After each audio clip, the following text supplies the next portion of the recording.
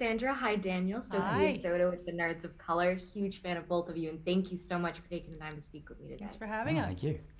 Of course. I saw the movie last night with my mother, and it was great. We were just really having a good time at the movie, so it was nice to be back. Awesome.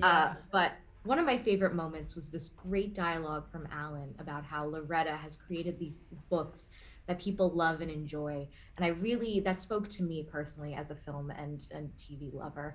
You both have some projects that have definitely left impressions on me, and I know so many other people around the world. Has it ever surprised you to find out how much your personal work affects the people who watch it?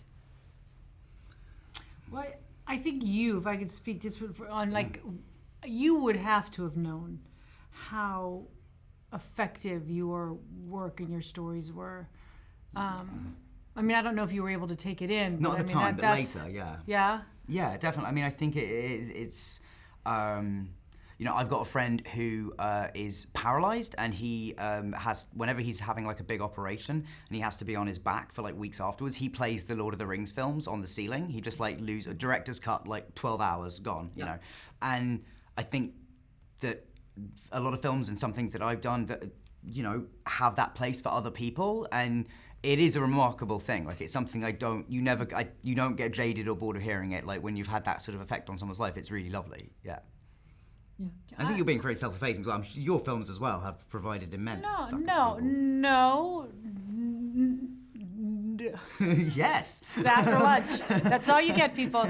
No, I think the reason I said that is because his were so profound for all age groups. I mean, they had such an impact. I have no idea what my films do other than, did I have fun? Yeah, I had a good time. I choose them, and then, like the character said, I write schlock, and a lot of what happens in Lost City of D came from our own life experiences. So I think I got to a point where I wasn't as proud of things because of how they were perceived, or I thought they were perceived. So I didn't know if they brought joy or not, because you spend so much time going, look at this, rom-com schlock or chick flick, and you just go, oh, and you get smaller and smaller and smaller that you negate it.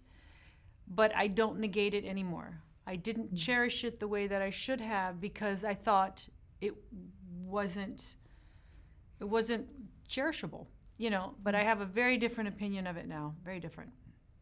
I'm glad. Well, Sandra, every time the heat is on, that is my mother's favorite movie. We have to stop everything to watch it. Well, your mother must be a badass, because that's pretty good. Every time it's on, we came home last night from the movies, and she was like, you know what I could really go for? I love it. And I want to give you guys a fun question. Which of your past characters do you think would thrive in the jungle, like in this film, or just never survive? It would be their worst nightmare. I would say Manny from Swiss Army Man would do the best in the jungle, because he's already dead.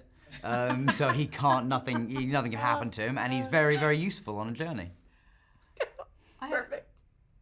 Oh God, who would do well? I like playing characters who don't function well in nature versus myself, which I think I would actually do rather well. I think Gracie Hart, Miss Congeniality would both do really well in some aspects and then fail miserably in others. So I think she's a good 50-50 in the jungle. That's the truest one, isn't it? I feel like that would be the best one. I agree. But between the romance novels and this film being a pure happy rom-com, because I really love the rom-com aspect of it, I have to ask you both, what are your personal favorite tropes when it comes to romance and relationships to either see on screen or portray? Oof. That's tricky. Well, I mean, I think the more fun thing with tropes is like subverting them, which is like you guys do a lot in this film with you and Channing and their relationship. I don't know. Yeah, I'm trying to. I mean, I guess the push and pull of a romantic comedy is always really fun. Like the couple, I think this film does it brilliantly. Like, just as you guys are getting closer, they find a reason for you to be pissed off with each other again, and like watching that dance, I think is always really fun. Battle of the Wits. That sort of rapid fire.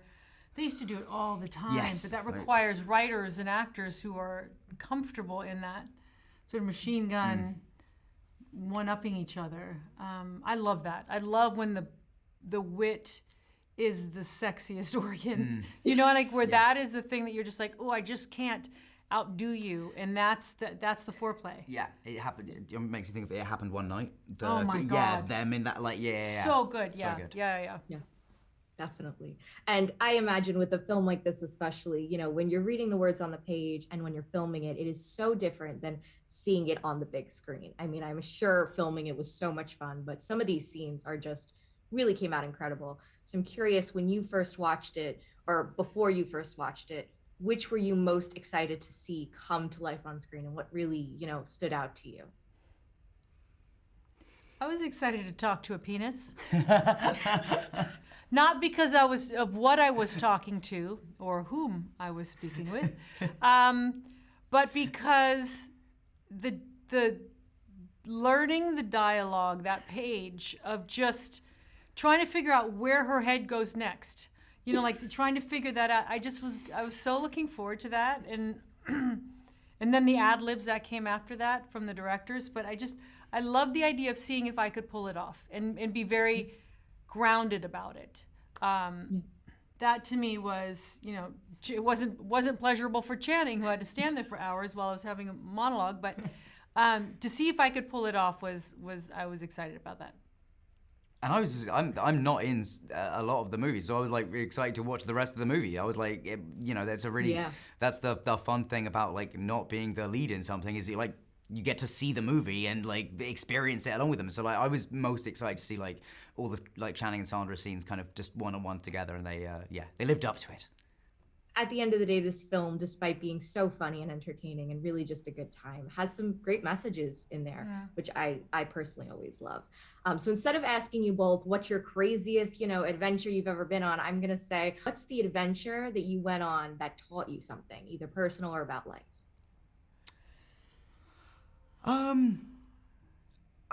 I mean, you know, Potter was a crazy ride, like that, those 10 years. And I think most of what I learned about like my job and loving my job and how to work with people, I learned on those films. So yeah, I would say that. Yeah. I would say life. That doesn't seem to ever work out the way I schedule it. Yep. And I schedule the hell out of it. I plan for things and they just take a left. You know, and if you, who was it that said, it was a great line, is if you live long enough, life will teach you how to live it. And it's true, you learn with enough experience how to navigate. I mean, it's never the same, but you learn how to navigate. It's sort of like being on a boat. If you just bend your knees a little bit and just go with the waves, you'll fare better than to lock your legs and try and control. You can't. And I think if you're lucky enough, long enough, you just go, I can't control. You can try, you know, but you just sort of bend your knees a little bit. All right. All right. Sandra, Daniel, it was such a pleasure speaking with you and such a real honor. I've spoken with both of you for other projects, and you're always just so kind to me. So I want to thank you. Cool. For Tell that. your mom I said hi. Yeah. I will. Go the she'll Heat. appreciate it. We'll watch the Heat later. Please do. Yeah. Thank you both. Bye. Take care. Thank you. Have a great Bye. night. Congrats on the film. Thank you. Bye.